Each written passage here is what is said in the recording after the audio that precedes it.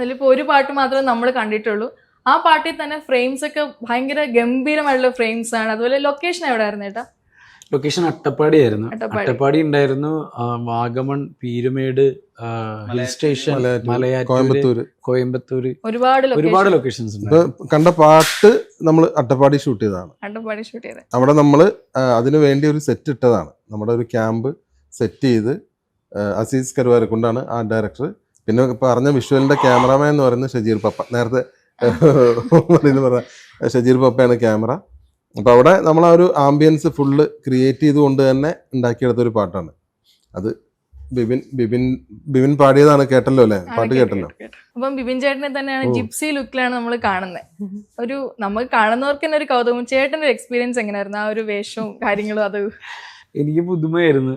ഇതിന്റെ ഒരു കഥാപാത്രം വായിച്ചത് മുതൽ ഇതിന്റെ കോസ്റ്റ്യൂമൊക്കെ എങ്ങനെയാണെന്നുള്ളത് എനിക്ക് ഞാൻ ഇടയ്ക്ക് വിളിച്ച് ചോദിച്ചായിരുന്നു എന്താണ്. അപ്പൊ ഇവര് പറഞ്ഞാൽ അതൊക്കെ അവിടെ ചെന്നിട്ട് സെറ്റ് ആക്കാന്ന്. ഇപ്പൊ നോർമലി ഇപ്പൊ നമ്മള് ഒരു ഓട്ടോറിക്ഷക്കാരനോ അല്ലെങ്കിൽ എന്താണെങ്കിൽ നമുക്ക് അറിയാമായിരിക്കുമല്ലോ നമ്മുടെ ജോലി ഇതാണ്, അതിന്റെ രീതി ഇങ്ങനെ ആയിരിക്കുന്നു. പക്ഷെ എനിക്ക് ഇതിൽ ക്യാമ്പില് ഒരാളെങ്ങനെയാണ് ഞാനത് കണ്ടിട്ടില്ല ബേസിക്കലി. ഞാൻ പിന്നെ യൂട്യൂബിലൊക്കെ എടുത്തിട്ട് ഇങ്ങനെ വാച്ച് ചെയ്തപ്പോൾ ശരിയാണ്, ഈ ഒരു മൂഡൊക്കെയാണ് അവർ പിടിച്ചേക്കുന്നത്. അപ്പോൾ ആദിത്യ നാണു എന്ന് പറഞ്ഞ നമ്മുടെ കോസ്റ്റ്യൂം ഡിസൈനർ വളരെ മനോഹരമായിട്ടൊരു ഡ്രസ്സ് തന്നു. ഞാൻ ഇട്ടു. അപ്പോൾ ഇട്ട് കഴിഞ്ഞപ്പോഴേക്കും ആദ്യം എനിക്കൊരു കോൺഫിഡൻസ് കുറവൊക്കെ ഉണ്ടായിരുന്നു. പിന്നീട് അത് ഏകദേശം സെറ്റായി.